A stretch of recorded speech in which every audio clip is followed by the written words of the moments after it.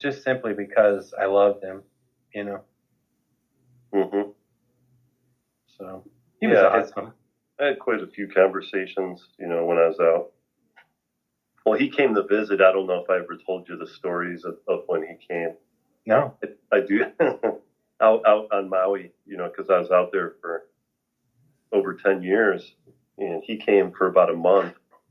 Cat. I got a rascally cat in here. He's climbing all over everything.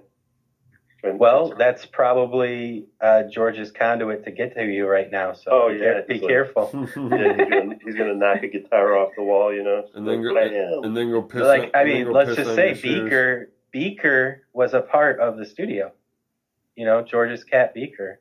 I mean, there was an element of his cat moving around. Yeah, you see that guy over there? There you go. Mr. Curious, he's touching the guitar. But oh yeah, George caused some major. So he came out to Hawaii.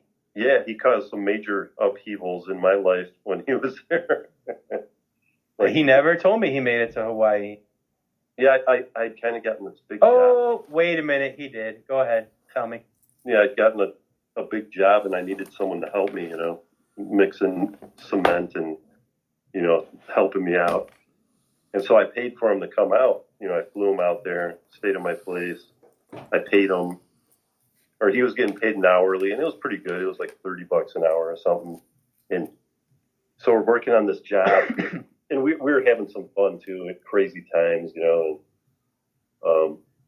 we got a sack of this bud down at the beach, and George claimed it was the best smoke he'd ever gotten in his life, which was pretty surprising to me, because I must have been immune to it at that point, because I'd been there so long. But he's just like, dude, he's like, I've been out here in California, and they got some good ass weed, He's like, but he's like that weed we got on Maui. He's like, I swear to God, that was the best shit I have ever had my entire life. He's like, and then he started to describe it. He's like, this. It's so rich, the volcanic soil, and he's like, and there's so many battles with the Hawaiian warriors and their the blood Menehune, the blood of the Menehune runs through the weed. Yeah, he's like, and you can taste it, all in the taste, and he was all like puffing on it and just like, every time he smoked, it's like Mr. Connoisseur. But he'd always talk about it afterwards, just like, oh man, he's like, that shit is the bomb, I was like, yeah, because I'd been out there for a while already. I was just like, yeah, it's good, fucking. But not to brag or anything, but it just is what it is. I was just smoked a lot of it, but oh my God, the stuff he did was so off the hook. Like he fell off a cliff one night. Like a 400-foot cliff and like caught a branch like 10 feet down and like climbed his way. Yeah, climbed back up and just being crazy, man. It's just like it never ended, It's like more shit happened in that month than probably happened the entire time I was there, That's why I don't understand the execution. He just finally pissed someone off, the wrong person. I mean, in the footage, you see him, he's carrying bags from like a Dollar General. He's standing at the intersection. Somebody yells at him from the car on his left. He turns and looks, drops his stuff and just starts running. He runs down, he's running down, swerving between cars. He tries to run down into an alley. They pull the car right into the alley, get out. Boom, boom, boom. It's over. Yeah, just like that. That's crazy, All right, hang on a second. He's carrying a bag from Dollar General down the sidewalk.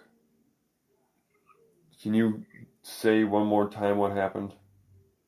Somebody yells at him from a car. Okay. On the left. All right. Okay? He turns, he looks, he recognizes who it is. He drops his stuff and he runs. He runs to the right. right down the middle of, like, there's cars parked on either side, right down the middle. He runs probably like 50 yards. There's an alley on the left. He tries to take it. There must have been nowhere to go. He goes down the alley. They pull the car in.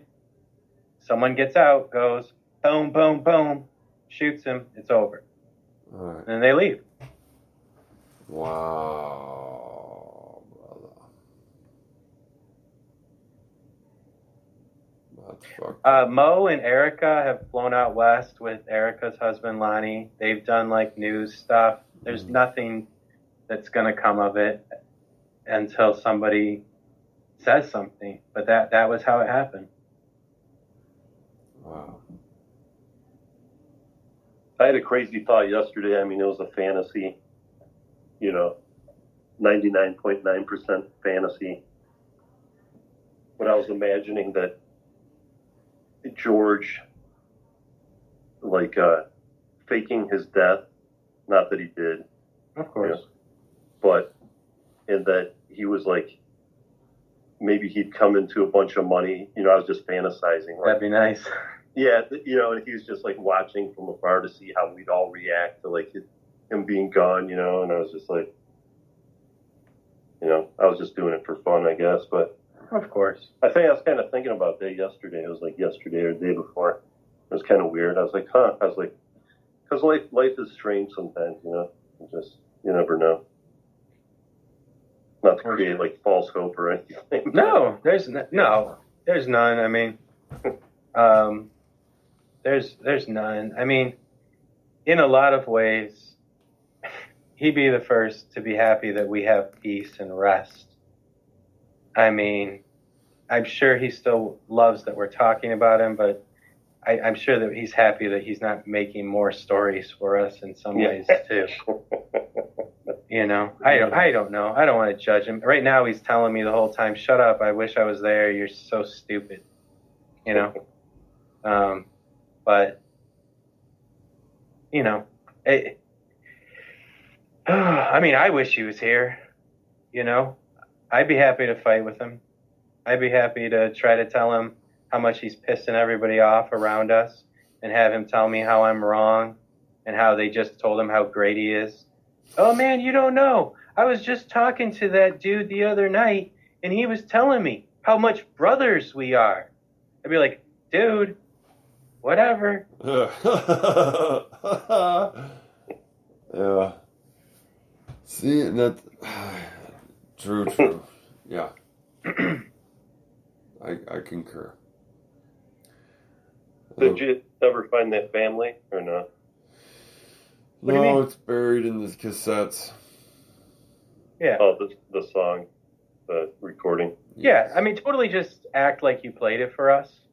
And Yes, all like right. play it for everybody that is listening, and I'll just like have gotten schooled and gotten to hear that moment. It'll be really nice. Yeah.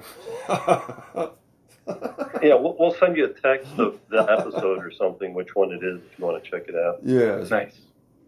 Nice. Or, God forbid we can. You know what would be fun though God is to like forbid go we can back digitize and like find.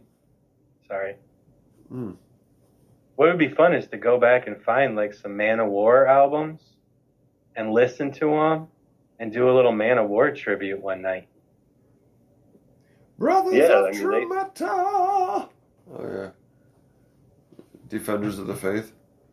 They were there, Yes, and they No. still had their hair. A lot of them. Yeah. Yeah. I was listening to Yes. Who? hold on. Why? Um, Did the lights go safe, out? safe, safety dance. I was listening to Safety Dance earlier. Men without hats? You can Yeah. dance, do the safety dance. Yeah, and it reminded me there's a similarity between it and the Man of War song, and I was thinking about it because it was like they say, if you don't dance, then you are not my. What do they say? You're not my friend, or you know what I'm saying? And then If your Man friends of War is don't like, dance, and if they don't dance, well, They they're don't dance no and friends of no mine. friends of mine. Yeah. Yeah. And then Man of War is, If you're not into metal, then you are not my friend. You know. Yeah, I made that correlation earlier today. I was driving around, it came on, and I was like, huh. What? Love it. You listen to Men Without Pants? Yeah. You can dance if you want to. We can leave your friends behind. What a That song, though, man, I mean, that was an important song in the 80s. I think that we all, like, heard that Piper's Call. Yeah.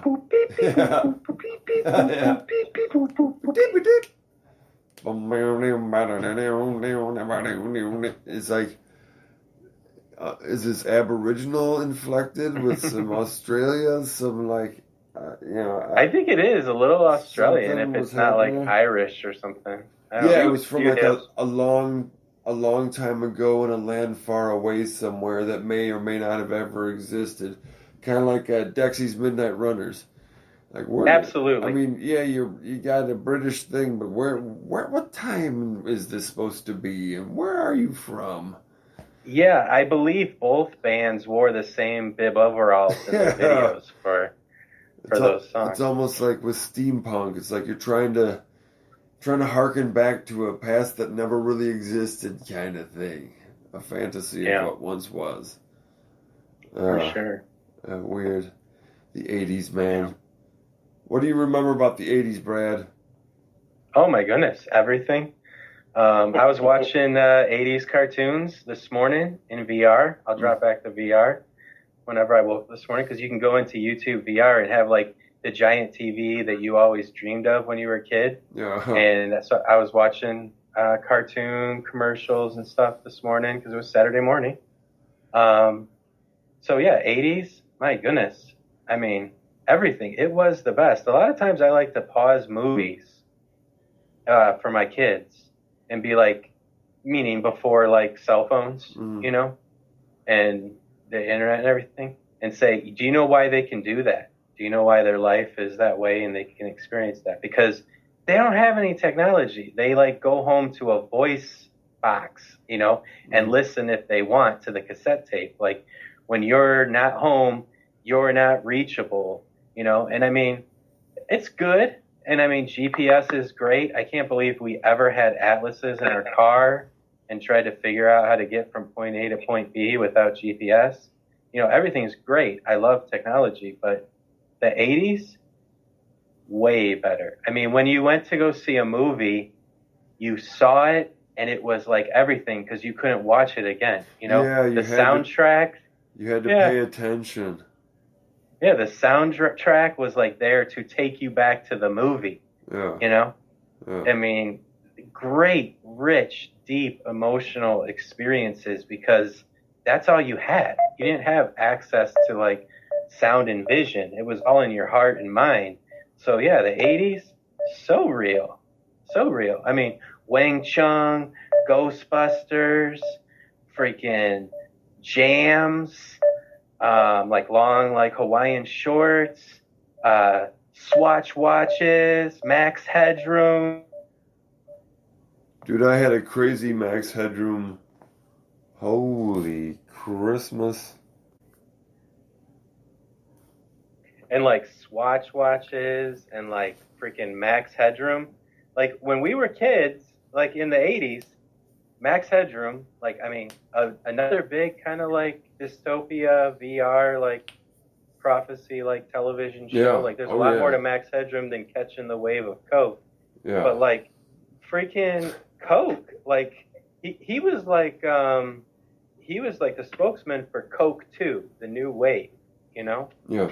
And when we were kids, we had the Corey Pool in Batavia. I don't know, like, I know you were kind of a St. Charles kid. Oh. Maybe Jesse like hit the Corey Pool. Well, I was kind of St. Charles and Batavia. I was St. Charles till I was 7, then I was Batavia from 7 to 14, and then I moved back to St. Charles after that. All right. So many summers at the Corey for sure. Yeah.